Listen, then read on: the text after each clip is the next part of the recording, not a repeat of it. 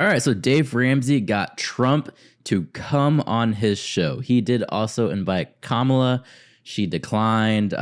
Dave Ramsey has been really critical of Kamala in the past, so maybe her PR team thought that would not be good for her at all. But he did get Trump on, which is a little weird. I'm not used to him having politicians like this on his show. And I'm hoping that he will hold her accountable in the same way or hold him accountable in the same way that he would hold Kamala accountable. So I don't want this to be like a political fluff piece here, even though, he's a big fan of her. I just hope, he asked the hot question. So they're calling it, can Trump's plan clean up America's final financial mess? And sorry, I got a little bit of a cold here, but just curious to see what's actually going to go on. So let's go ahead. This inflation thing's a big deal. So in the first 90 days, the strokes that you make to change the economy when you're elected, that's pretty dramatic. I believe I'll be able to get energy down to 50% of what it is right now within a period of less than a year. I know small businesses are where jobs come from. When you guys in government can take your hands off of small business, we're able to employ people and change things. So how can you help small businesses? You have to love what you do. If you don't love what you do, it's not going to work. It's the largest tax cuts in the history of our country. That's why we became so successful. It's funny. You think we can do that again? Yeah, I think we can go lower. If I don't turn my head at the exact 90-degree angle, if I was a little off, I'm not doing this very nice interview with you. I hear you going back to Butler and finish the speech. I am. I'm going to say... It's exciting. They have the suspense already there and the music. I'm a fan of Dave Ramsey, even though I don't agree with him necessarily like everything that he preaches. Probably like 95, 97% of it, he gives good advice. He's typically conservative, like I said. So let's see what's actually going to go on here. Hey guys, Dave Ramsey here with The Ramsey Show. If you don't know what The Ramsey Show is, it's a show about life, about money, about relationships. It's not a show about politics. We specifically over the years have tried to remind you over and over again that what happens in your house is more important for your success than what happens in the White House. We also realize that this election is a really important time right now. The people are really looking at what's happening. There's a real divisiveness in the air, a lot of anger in the air. So for sure, just look at my YouTube comments. Oh my God, if you criticize one area of a candidate that they are in love with, like a cult, they just go ham in the comments. They hate you. They say the meanest thing they can.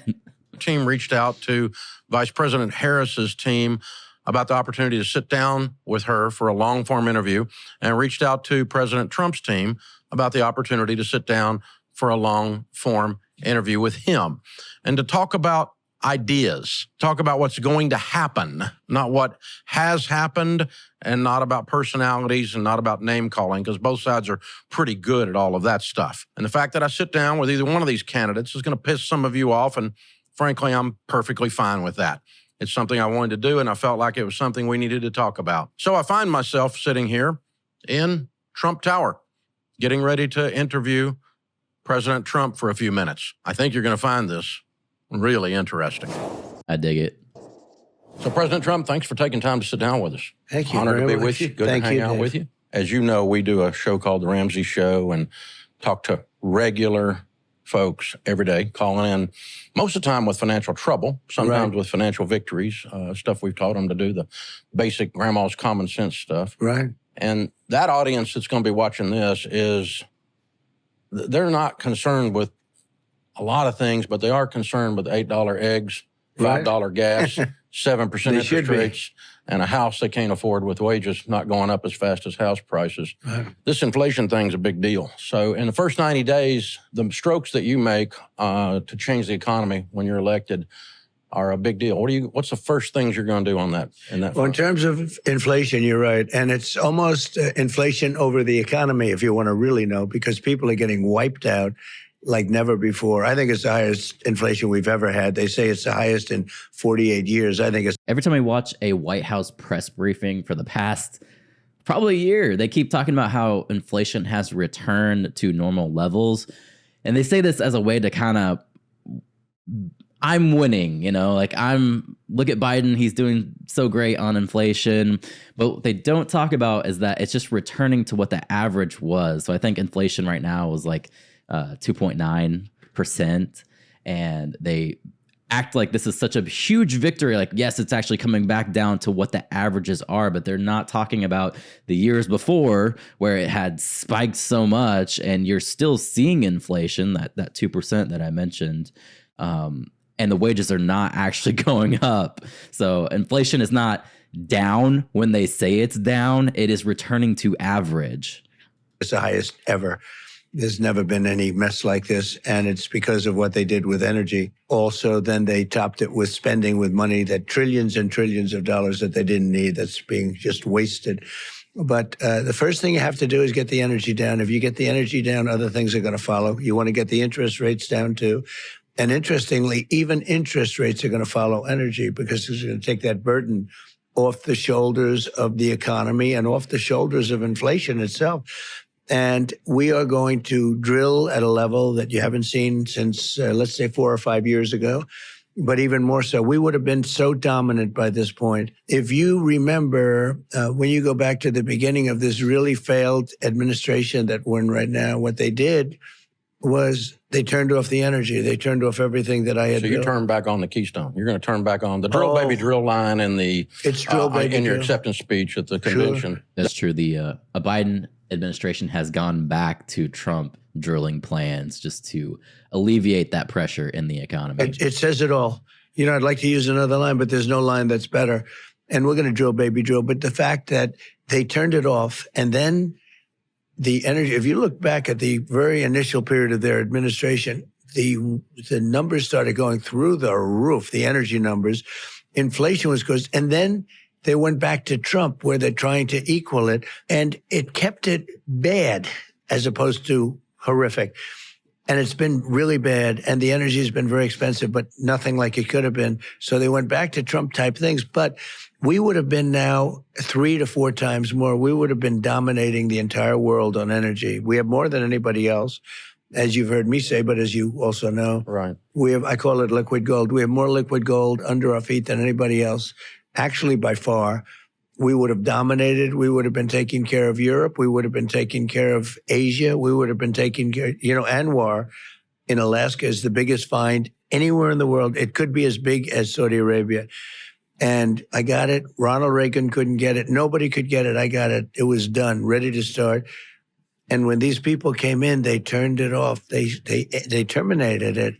Nobody could believe it. I don't know if people realize that 10 to 15% of the entire economy is energy, Right. and it weaves its tentacles through everything else. So $5 gas affects the bread truck who's delivering the bread, and that affects the cost of the bread then. And so, getting that plentiful changes everything. So I have a little thing that I've been saying lately, because I think it's easily achievable. We pay very high energy costs, and especially now, but we're paying very, very high. I believe I'll be able to get energy down to 50% of what it is right now within a period of less than a year. Wow. That's pretty good. Yeah, that's a huge improvement. I don't know if he can actually do that, though. Trump is not a Republican. He's just using the party as a political tool. Loyal Republicans, Democrats, Libertarians, and Independents are voting Harris. Walls for democracy and freedom. Are they now? It's going to happen fast, okay? It's going to happen fast. Well, what are you going to do to do that? What causes that? They're going to drill. They're going to frack. They're going to do things that they have tremendous additional. So taking the regs off, taking the regulation off. We have to. They put them back on. They put regulations back on. That areas that have no environmental real meaning, they don't let them drill. They're taking leases away, government leases that you're hearing about. I think we can get energy costs down to half of what they. If we do that, that's pretty dramatic. Everything, all of those inflated prices are going to come down with it. I think the other piece of that, and I know he was part of your administration, and you and I were talking before we turned the cameras on, that we have a mutual friend in Art Laffer. Wow, he's and great. I know he helped a little bit with the tax code in the last administration. And I personally have experienced the Laffer curve, that lower taxes causes increased revenues to the federal government because it heats up the economy. And I'm a small business guy. When you lower my taxes, it doesn't mean I put it in my pocket. It means I hire people. Right. And so talk about lowering taxes in the first year of your administration. Yeah, you probably saw my plan, and I think we have something real. I'm the same way. If I have lower taxes, I want to expand my business. And if it expands to the point that I can't manage everything anymore, I want to hire people. Really good. I was yesterday in North Carolina, which is great. That was the furniture capital of the world. And China then went in and did a number and took so much of that business, most of that business. The talent, I used to go there to buy furniture for hotels and things. Hickory, North Carolina. Yep, in Hickory. I was in Hickory yesterday and made a speech, and we're going to bring it all back. What we're doing is there's sort of a two-phase. Number one, I took taxes from 39% to 21%. You know that better than anyone. It's the largest tax cuts in the history of our country. And that was great. That's why we became so successful. It's funny. You think we can do that again? Yeah, I think we can go lower. And I'll tell you what I'm doing. I'm bringing it from 21 to 15, but you have to manufacture your product here. And then you pay 15%. And then I'm going to put tariffs on countries so they can't come in and steal our business, so that our businesses now can be competitive. Not that, China came in and just stole all our furniture and many other industries, by the way, including steel. And I saved steel by putting 50% and 100% tariffs on all of the steel that they were dumping. But we're going to do, so in other words, this is a dream for you then. We're bringing the tax rate from 21. Remember, it was 39, and it was really 50 if you add state and local and all of the other things. So we're going to bring it down from 21 to 15. I got it down to 21, which everyone said was impossible, and got it approved by Congress. So it's there.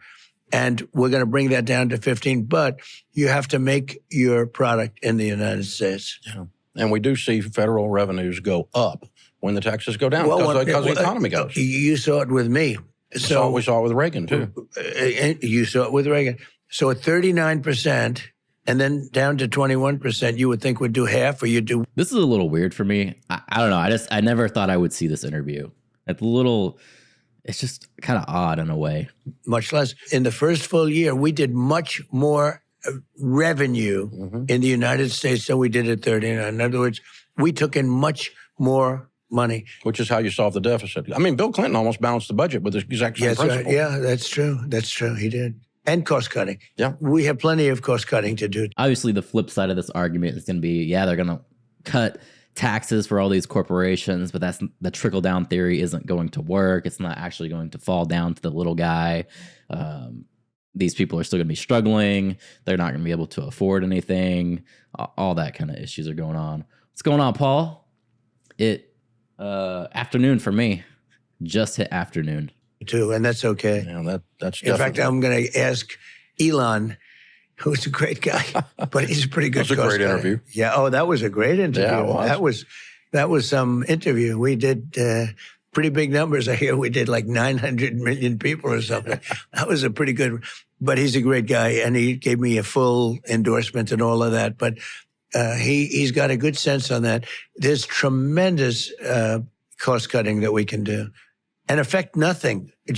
We're not going to affect anybody. We're not going to hurt anybody. We have to save Social Security and keep it good and solid. I don't want to be raising ages or anything. I don't want to do. They're putting migrants into Social Security. When they get finished, they are. If she got elected, this country is going bust. If she got elected, we're going back to 1929 depression. It would be a disaster for Medicare, Social Security. They're allowing millions and millions of people to come in. You can't use these schools anymore. The quality of life in this country has gone so bad.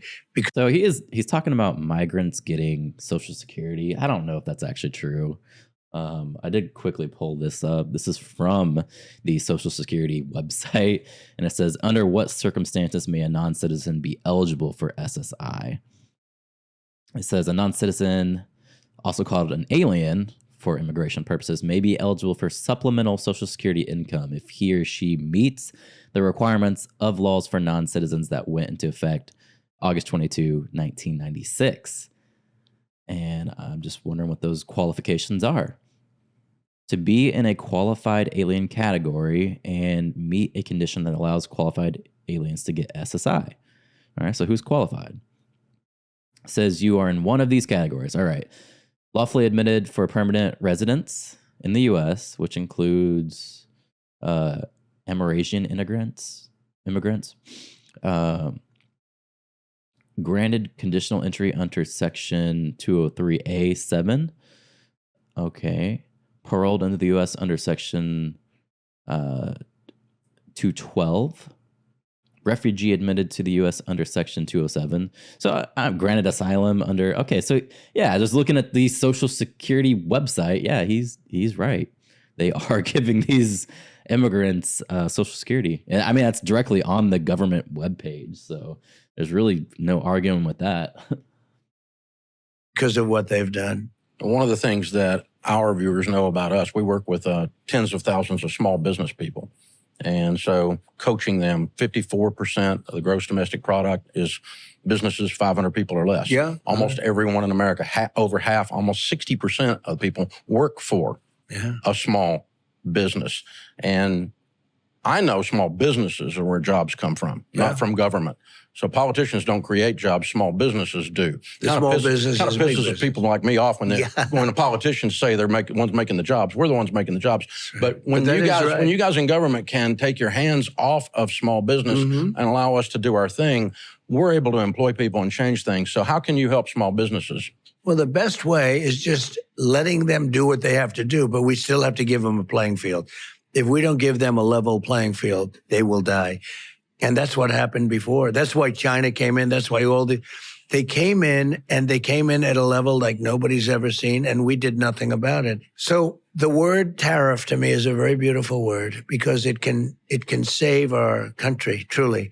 And yet, I think because of graft, because of a lot of consulting payments and other things that given by other countries, we have so much fighting with politicians on using it. I saved our steel industries by putting tariffs. Honestly, it's tough to get SSI, SSD even as a lifelong citizen. I mean, I've never gone through the process of applying. I'm just looking at what the qualifications are. And when you look at those qualifications, a lot of these immigrants coming in would qualify based off what the website's saying. Now, I would agree with you, like, when you apply for these government programs, they say something on a website, but it's brutal to actually get the benefits. I mean, take like unemployment, for example, just the struggles of if you lose a job and then you have to apply for unemployment, they make it so hard to actually get those benefits. So I'd like to think that's probably the same way, but I've never used it. So who knows? Tariffs on steel that China came in and dumped. And you know what they do? They dump and dump and dump. Everybody goes out of business. Then they buy those businesses very cheap, and then they raise the prices to higher than they ever were. That's one of the many benefits that they have if they want to do it. But by putting tariffs on, as an example, in the furniture business in North Carolina, it was so vibrant, and they stole our business. And they charge us, if you wanted to build a furniture place, if you want to sell your I've been working on it for a while. Unemployment or SSI? Furniture in China, they won't take it. But if you want to build a plant in China to make furniture in China using their labor, they open it. We're doing the same thing. But a lot of people are, we don't want to have tariffs. The country was at the richest point in its history in the 1890s. It was all tariffs. If you looked at William McKinley as an example, he was a big tariff president. They had committees that were put in charge of what to do with the money. We were taking in so much money. And McKinley would say, why should we let other people come in and steal our factories and steal our workers and steal our jobs? And why shouldn't we benefit? And Social Security. Oh, yeah. And even then, one thing I learned just last month, that when you get the Social Security, they tax it. So it's like they took it out as a tax, and then they tax it when you get it as income, which I completely blew my mind. I thought that would have been completely tax-free as a disbursement from the government. But no, you're still paying taxes on it. Makes no sense to me. And I can tell you, even like the unemployment, when I got out of the military, you're qualified for unemployment, as long as you're honorably discharged and, everything there is on the up and up. But even then, they find every way they can to try and deny you. It's bureaucracy. There's so much like red tape to go through. It's hell. Absolutely. To the point that they make it so frustrating that it's like a system designed to make you give up. I think that's their plan, is like they want to make it so complicated that people just give up and they can just keep the money, which sucks because, you lose a job, or like me, you get out of the military, you want that money. They take it out of your check. It's like theft, taxation is theft. But when you look at the benefits in Florida for unemployment, it's only like $250 a week, which does what? If you lose a job, what is $250 really going to do for you? Maybe you get food, but you're screwed. You really are screwed. That's not going to pay for your rent. It's not going to pay for much of anything. Done unemployment a few times in my life too. Yeah, it's a struggle. It really is a struggle. And I just going down to the unemployment office and seeing the system there, it's awful. It really is. Seeing the frustrated people trying to get these benefits that they paid into, it's terrible, man. It really is. And it makes me look at these programs like I would rather them just cancel the program and just give me the money. Let me make that investment on my own, and then I'll build my own safety net. Why are you taking all this money from me? Just do the responsible thing and save money. I gave up for quite a while, but now I have no choice.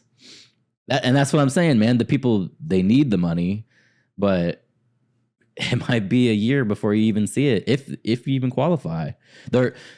They've made a system where they want you to give up. That's the thing. They're trying to make you give up. Tariffed the other countries. And we made so much, and then they went to the income tax system later on. But they would actually they had a blue ribbon committee. Our country was so rich, they didn't know what to do with the money. And this blue ribbon committee was set up to determine how can we spend all of this money. And they took it in through tariffs. But we can turn our country around, make it strong, and then guard it with tariffs. Yeah. Let's change gears for a second. My wife Sharon and I were in Scotland 2 weeks ago, and we played a bunch of different courses there, including Turnberry. Good. Which arguably, according to the golf guys I was playing with, is the nicest course in the UK right now. And certainly the halfway house, the lighthouse out there. Isn't that good? Turnberry's amazing. Yeah. But what I came away with, not only is the golf course great, just to give you a huge compliment, Thank you. you know that, but the staff and the team, the excellence in the hotel, in the restaurants, in the golf shop, everybody we dealt with. Talk about what it's like to work for Donald Trump. How do you hire leaders and put people in place to do that? Because I know you're obviously not there personally managing that, but you put a culture in place in your organization, and that applies to the administration as well, hiring people that are quality leaders. Well, my son, Eric, is very much involved, and he runs a lot of it. And Don helps out a lot. And Ivanka, to a lesser extent, she's a great mother and everything. She did a fantastic job in the administration. All she wanted to do is get people jobs. And she'd go around and see Exxon and see Walmart. She wanted jobs for people. It's really pretty amazing. She could have had a very glamorous job, and she would have done well. But Eric's done a great job. And I did a similar type of job when I was doing it. Now I'm doing a thing called running for president, so I don't get. But we rebuilt Turnberry. Turnberry was considered one of the greatest courses in the world because the land is so incredible, right? With the ocean and that ninth hole you're hitting over the ocean. How good a golfer are you? 13. All right, that's not great. I'm just learning. I've only been playing 5 years. I'm just learning. Oh, really? Yeah. Enjoyed you and Bryson's 50. Wasn't that was great? fun. That was a great video. That one did well in terms of the ratings. It did. And he can swing a club. He can swing, and he's a great guy. And he is very long, very straight. And you know what? He's a great putter. Yeah. One of the best putters. He's one of the best putters in the world. That was quite an exciting thing. We got it down to 50. You actually pulled one hole off. I watched it. Yeah. Well, all rode on you. You carried one even more than one hole, if you want to. But we did well. We did well. You did. It was very fun. So what leadership qualities, when Eric's hiring, did you teach him to look for? Well, I like the recommendation business, but what I like best is taking people that are in the company and moving them up. You take a waitress as an example, and she becomes the head of the restaurant. You say, because you know if certain people are good. And when they work for you already, that's better than recommendation. But if you don't do that, or if you can't do that for some reason, you really need strong references, and then they have to enjoy their job. If they don't enjoy their job, they're not going to be very good at it. So I ended up at a table, Ronnie Barrett. Yeah. Barrett, right. 50 Cal, is a friend of ours, and I ended up at a table with him at an NRA convention with Eric and Donald. Got to spend some time with both of them, and you're right, they're impressive. How do you raise great kids? What'd you do? So the grandkids are turning out. These are different kind of questions that I'm not used to Donald Trump being asked these questions, so it's a different kind of interview. It's actually asking like business questions instead of just, him running for president kind of questions. Granddaughter killed it. We have, how good was she? Wow. She's a great golfer, by the way. Yeah, she's a great speaker, too. She was good. She was a beautiful person in every way. She took over that whole Republican convention. And Kai, our beautiful Kai. So what's your parenting style? The one thing I always told my kids, no drugs, no alcohol, no cigarettes. Now, in my day, there were no drugs. There was alcohol and cigarettes. And I had a brother that went through a lot with alcohol, and he taught me a lot. He really taught me a lot. And my brother, Fred, and he had a problem with alcohol, to put it mildly. And he would always, and he was quite a bit older than me, and he'd been through it. And he would say, no alcohol, I never want to see you drink, very strong. And he'd also say no cigarettes, but because, cigarettes are like, you don't need, if you don't smoke, if you don't drink, you have no problem with staying off it. When you do drink it's very hard to stay off it. I mean, I've seen very strong people that cannot get off, but the way you get off is if you never start. I never had a glass of alcohol in my life. I've never had a glass of alcohol, if you can believe it. I think largely because of my brother. I think if I did, I probably would have a problem, personality type, right? But I never had a glass. I have no longing for it. I have friends that are in the wagon, as they say, and I watch them watching trays go by. The tray is going by. Oh, it's like they have, it's a thing that they can't get over with. Same with smoking. It's tough. I've seen guys just grab somebody's cigarette. They haven't had one in a long time. And to them, it's like the greatest sensation. If you've never smoked, you just don't have that problem. So I tell people for their children, no drugs, no alcohol, and no cigarettes. They obviously work really, really hard. How'd you teach them work ethic? They have to like what they do. If they don't like what they do, they do. My kids like what they do.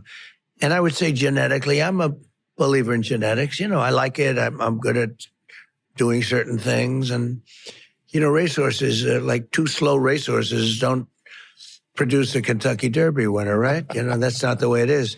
But you have to have an ability at something. And if you don't have the ability, don't do it. But most importantly, do something you like, whether it's your parents. That's something I struggle with right now. I love doing YouTube as a business. I love my coffee business and building that up. But as far as like the day job, it's okay.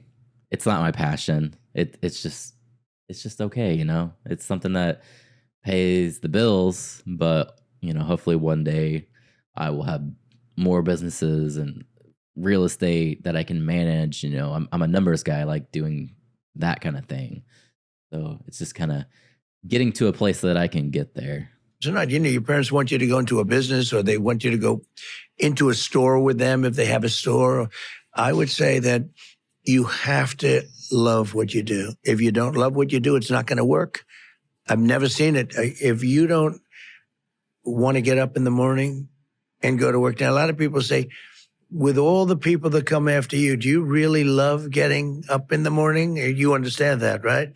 I'm attacked at left and right. But I do, because we make so much progress. We're doing great on the campaign, as you probably see. We're leading in the campaign now and doing well. We beat Biden and we were up so far on him, and then they said, that's like a fight. You're in a fight, and they changed the fighter in the middle of the, right? In the middle of the fight, they changed the fighter. And now we're beating her very badly. I'd be so interesting to see her in your show, because I don't believe that she would be able to answer any questions on what you discuss better than anybody else. Well, I'm happy to have her if she'd come. I'm sure she would be. I'm sure she'd love to come. Yeah. She wouldn't come. So I hear you're going back to Butler and finish the speech. I am. I'm going to say, as I was saying. Yeah. Right? So when that happened and you get in the car, I know I saw a clip the other day that Melania was watching on television. Yeah. So she saw the shot, saw you dodge, saw you go down, saw you get up. Yeah. And how fast were you able to get on the phone and talk to her? Well, I know she was calling, and, I was a little tough to take a phone call with blood pouring down your ear. Yeah. People don't know the ear is the bloodiest part. If you get hit in the ear, it bleeds because there was a lot of blood. But no, I spoke to her by the time I got to the hospital. I'd spoken to her, and she was sort of watching it. She had it held off for a couple of minutes, and then somebody called her and said, he's okay, he's okay. She said, what do you mean he's okay? What does that mean? She had no idea. And then she went back and pressed it and caught up. No, it was tough for her, tough for my son, too. He came out, somebody had said, your father just got hit. And he came in and he was very, very riled up. Yeah. It's a tough thing. That was a tough day, and I don't recommend it for anybody. I get very doesn't recommend you getting shot. Okay. Very lucky, or maybe more than luck. Yeah, if you don't turn your head and start talking about the immigration chart at the precise moment, if it's I a don't problem. turn my head at the exact 90-degree angle, if I was a little off one way or the other, it's I'm not doing this very nice interview with you. I wouldn't be around to do this interview. So when you were in the White House for 4 years, you were talking about loving your work earlier. I have the privilege of loving my work. That's why I still work. You do? That's why I still do it. I don't need to, obviously, anymore, just like you don't need to. What was the most rewarding thing in the 4 years that you were there for you? That's a good question. I don't think he's ever been asked that. So my whole thing is make America great again. All right. Mm-hmm. That's why I do it. And we did it. Mm-hmm. Then COVID came. We did a really good job on that. So it was always about making it great again. I had the country going just prior to COVID coming in at a level that nobody had ever seen. And even if you go all 4 years, it was so good that even with that terrible interruption that just destroyed the world, we had the greatest 4 years. The economy was so great. The job numbers were the best ever, et cetera. And I think just that concept of what I had done. Just the performance. Yeah. But individual things, getting the tax cuts approved, biggest tax cuts in history, biggest regulation cuts in the history of our country, rebuilding the military. We did a job in the military. I rebuilt the whole military. And then you see a lot of that military being given to Afghanistan stupidly because they left the country. I mean, and now you see them parading it back and forth. That was, I think, the most embarrassing moment in the history of our country, what they did. But there were a lot of individual achievements that we had. The creation of Space Force. Space Force is now dominating space. And when I came, there was no Space Force. The first time since Air Force, 78 years, maybe 80 years by now. And we are dominating space now. And we wouldn't be. I knew a lot of people that switched over from the Air Force into the Space Force. We were in third place by far. And now we're way in first place. And it's very important. Militarily, it's very important. President Trump, thanks for taking time. Thank you very much. Your team told us you got to. All right, before they start playing this music and give me a copyright strike. I think they already killed my stream, unfortunately, but that's how things go. So yeah, there's Trump interviewed by Dave Ramsey. Very, very odd. I really hope that Kamala does decide to actually go on the Dave Ramsey show. I think that would be really nice if she went on there. That was a no pressure interview. Obviously, they were very, very friendly. Wasn't attacking anybody. I think he would do the same thing for Kamala. I just don't think she's going to go on there because he's known to be conservative.